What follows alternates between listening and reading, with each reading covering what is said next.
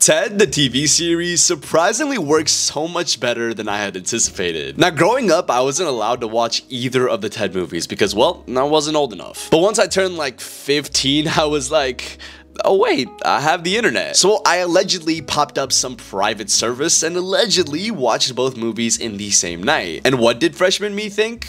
Well, I really loved them. Before I became crazily obsessed with Seth MacFarlane's writing style and humor in senior year when I got into Family Guy, this type of comedy was super new to me. The out of nowhere pop culture fested gag jokes was something that I had no previous experience of. So a little backstory, I was banned from watching any adult animations as a kid because they were treated like Satan himself. So watching Ted was like opening the gates of hell and letting every single sin that I never thought about enter my body. As a kid, I liked Ted 2 more than I liked Ted 1, and as an adult, I still like Ted 2 more. If you were expecting me to flip-flop the order because Ted 1 has a better story, well then you're mistaken. I don't give a shit which one has a better story, even though it is clearly Ted 1. Ted 2 made me laugh more, and honestly with these types of movies, I think that's all that matters. The story does go a long way, I admit that, but when it comes to comedy, I really enjoy the second movie. So being biased off the fact that I already love both movies and love Seth's work with American Dad and Family Guy, you would think that I would be blindsided and happy for the Ted series that was supposed to stream on Peacock. But when I first heard the announcement, I'm not gonna lie, I was a little worried. See, the thing that worried me was the lack of effort when it comes to switching from movie form to TV, in terms of animation, storytelling, comedy, and just all in all effort combined. Seth already has a lot of projects at his hand, and adding a whole new show to the mix where he would write, direct, and voice himself, this was surely gonna be a mess, right? But lo and behold, the Ted show is better than practically everything that Seth has put out. And no, I haven't seen the Orville, I'm not watching that shit. Ted the series surprisingly features some of the best storytelling that I have ever witnessed that still manages to make Seth's style of humor engaging. And not for nothing, the show really delves deeper into John's past and makes an effort to dive deeper into the Ted lore. Yeah, that's right, a talking teddy bear has lore. If Freddy Fazbear can have 5-hour video essays, so can this little shit from Boston. Ted the show features, well, Ted and John in their younger years, specifically in their junior year of high school. Our main characters are John, who is, well, young Mark Wahlberg; Aunt Suze, John's out-of-this-world sweet mother; Maddie, John's classic hard-headed old-fashioned Boston racist; and Blair, John's cousin who lives with the family. Of course, we have Ted himself, but he really does not need an explanation.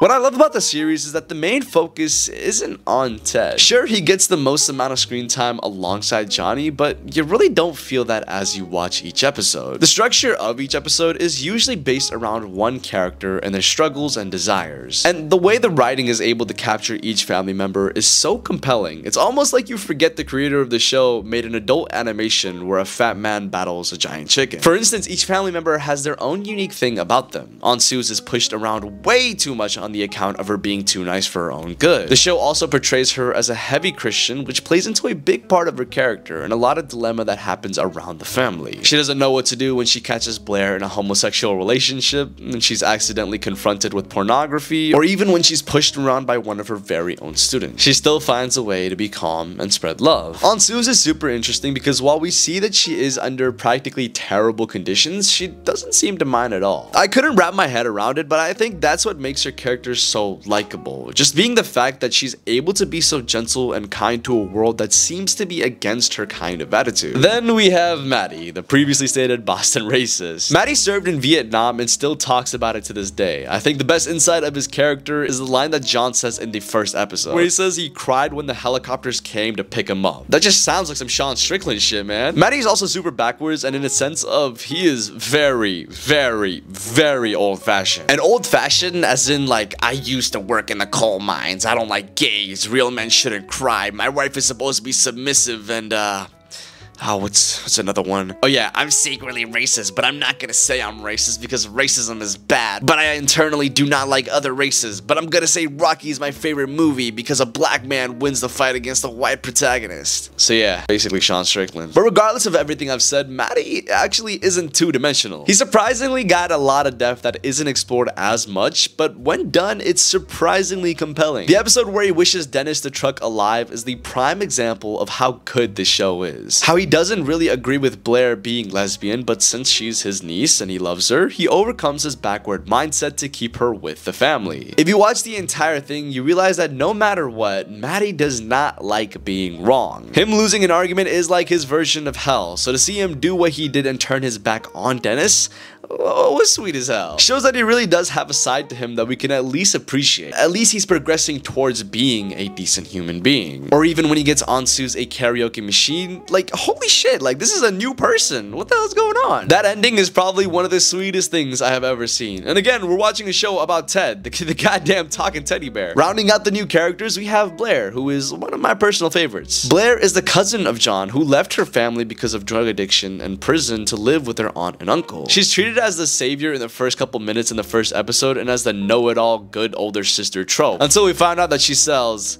El Bowl. If you watch the show, you'll get that. Blair often argues with Maddie, which is what you get when you put a TikTok Gen Z kid in the house with an army veteran that still believes in the patriarchy. She sees that he takes advantage of Aunt Suze and often tries to help her, and the same thing goes for John. Blair is definitely the person that gets the most shit in the show. I mean, she got kicked out of the house, crashed her car, and constantly gets in arguments with Maddie. But she's also the person that is there the most for John in terms of being a figure and a guide for him. Which, I mean, doesn't turn out that well as we see in the future movies, but you can't fault the woman for trying. Blair's struggles aren't necessarily internal as they are external, where instead of finding out what she wants, her main role is kind of enabling the plot to move forward. Now, I say that they aren't internal because she's very vocal and bold with what she's going through. If she's in a relationship with another woman, she brings it up with Maddie the same night she's caught, which is the type of person she is. I mean, she stands on business. I will say though that her struggle with her own family is the one thing of her that isn't explored as much as everything else, which I hope can be brought up if a season 2 ever comes out. She's always there for John no matter what though, so whenever push comes to shove, she's willing to take the blame and risk to keep him safe. Speaking of John, we get the young Mark Wahlberg in all of his life. And he goes through practically what every 16-year-old teenage boy goes through in America. He does drugs, watches porn, and he wants to lose his virginity, which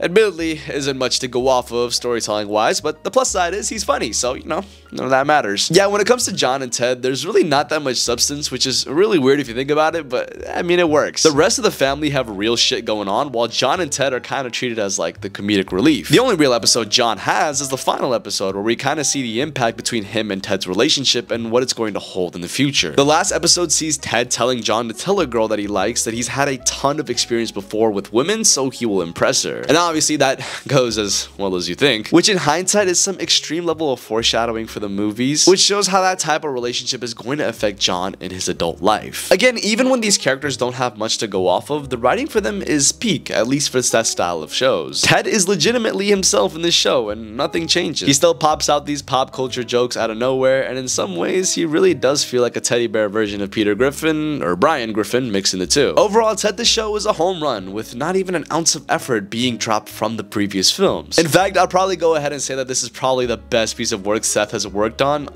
second to only the early seasons of Family Guy. Good shit, Seth. Now if only you could put some effort into your other bigger shows. Ted manages to combine the unique style of comedy with meaningful writing and some very good family drama. It feels like a sitcom that actually portrays something other than meaningless gags and pop culture references. And it's probably the closest thing that we would ever get to a live action Family Guy, which if it ever happens, I hope we get to see the same level of quality that's put into this show. Overall, I think the crew outdid themselves in practically every single category, even VFX. For a Peacock show, Ted looks amazing, and I honestly wouldn't be able to tell the difference between movie Ted and show Ted. I really hope they aim for a season 2, and I assume it'll be just as good as the first if Seth actually puts his mind to it. If you've seen Ted, well then let me know your thoughts down below and tell me some things you liked about it. Wanna know what I liked?